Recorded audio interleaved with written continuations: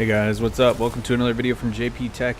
In this video we're going to be taking a look at the recent family member build I did with the Ryzen R5 2600 and the RX580. The whole system is stock, but in this video we're running the Anthem Demo. This is on 1080p, low preset. This is a very visually demanding game, and I found that low is just the most fitting preset for this particular game. As I increased visuals, of course, I lost more performance, and really in the heavy action scenarios I found myself spending way too much time below 60 FPS. Your preference may vary, but I take performance over visuals any day, and especially when I'm fighting to stay over 60 FPS, low was just the most fitting preset in my opinion.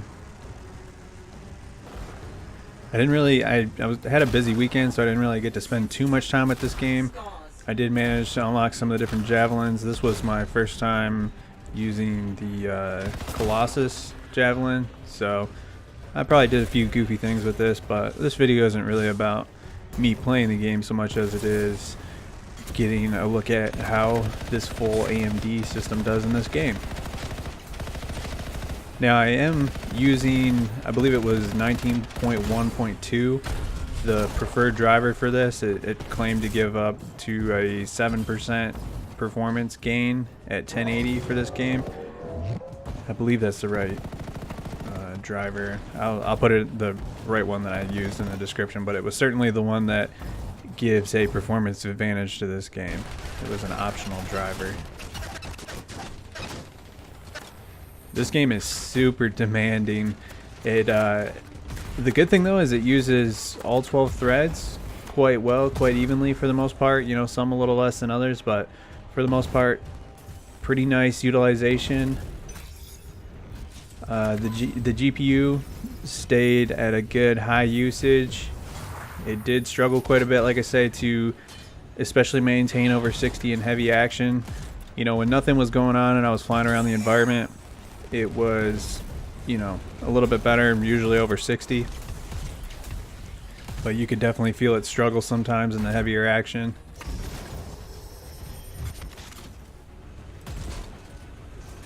My only real complaint with this system, and I'm going to actually talk about this in another video, but this Power Color Red Dragon GPU that we're using in this system, it comes at a very great price.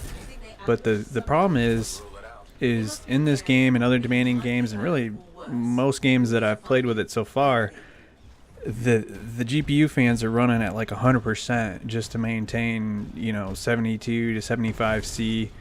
You know, less demanding games than this, it's a little more toned down, but that video card the fans are just ripping on it all the time, and it's pretty loud.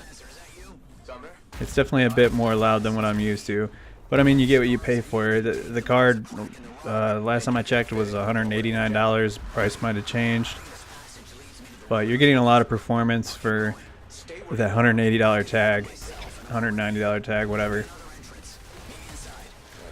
If I was to shop for an RX580 all over again, though, I would suggest getting something that maybe has 3 fans on and a larger heatsink overall than what the Red Dragon has. Just because it's just not quite enough cooler for Polaris. Like, Polaris is just a pretty hot GPU. It has a pretty high power consumption as well. It's really not that far from a 1080 as far as power draw goes, a GTX 1080. And most GTX 1080s have much bigger coolers than what this card has. So it's really no surprise to see the fans just constantly ripping on it.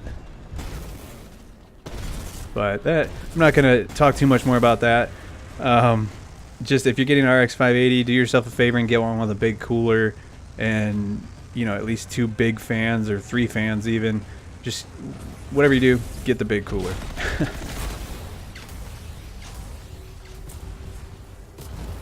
So this game was pretty fun. I had a pretty good experience with this AMD system.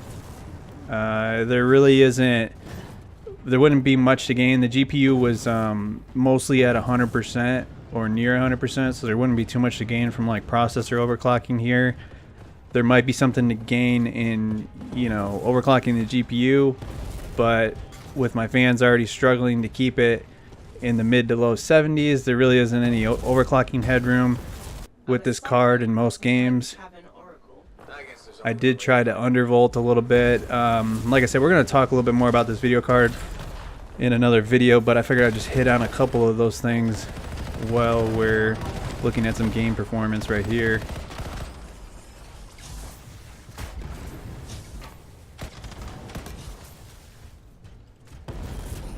Overall, for what you can build this system for, I think it's a pretty satisfying experience. I did get a chance to install this game on my Xbox One X, and in my opinion it was a terrible experience on the One X. It doesn't look nearly as good as it does on this system. You know, of course, this is a more expensive PC with a better GPU, but nonetheless, this is actually being rendered at a native 1080, where I believe the One X is like 800p or something like that, and it gets down as low as like 24 FPS, and even for console gaming, it's a really bad experience.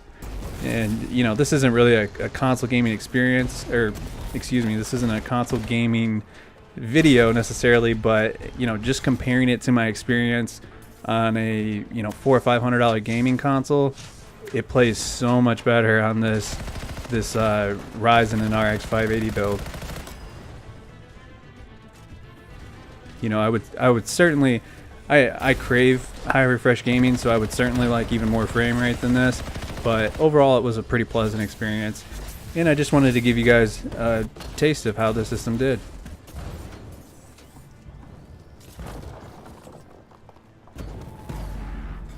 Alright guys, so that's it for my commentary in this video. If you guys like this video, give me a like. If you want to see more stuff like this from JP Tech, hit subscribe, and until the next video, I'll see you guys around.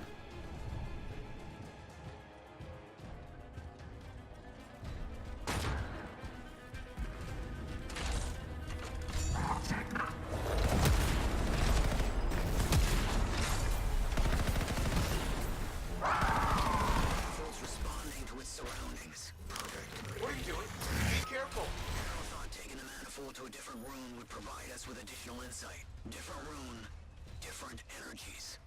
He was right, but we knew we needed Javelin to get out of here, and neither of them had the guts to borrow one. You mean steel? Sure, whatever.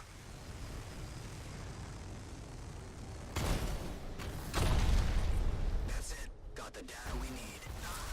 It took someone with real drive to... Oh, crud. Sumner, what's happening?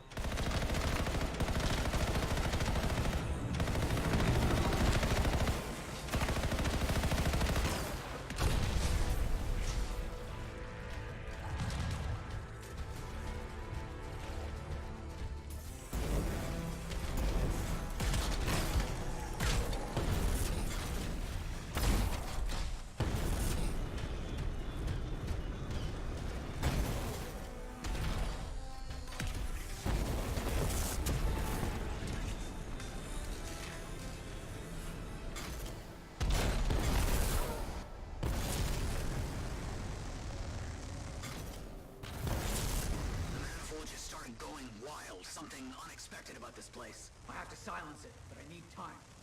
A Titan? No, more than one Titan. 3 Titans. Wait, 3. This relic-shaped manifold. It's doing it again. Leave it to me and fix that relic.